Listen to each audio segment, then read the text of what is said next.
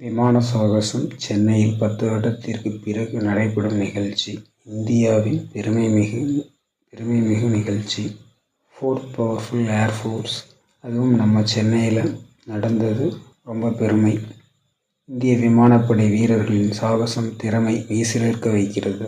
இப்படிப்பட்ட ஒரு சாகச நிகழ்ச்சி தமிழ்நாட்டில் நடந்தது பெருமை. அப்படிப்பட்ட நிகழ்ச்சிக்கு முன்னெச்சரிக்கை ஏற்பாடுகள், அத்தியாவசியமான குடிநீர், உணவுகள், கழிப்பிட வசதி சிறப்பாக செய்யப்படவில்லை என்பதே கூடியிருந்த மக்களின் குற்றச்சாட்டாக இருக்கிறது. சிறப்பு பேருந்து, ரயில்கள் இயக்கப்படவில்லை.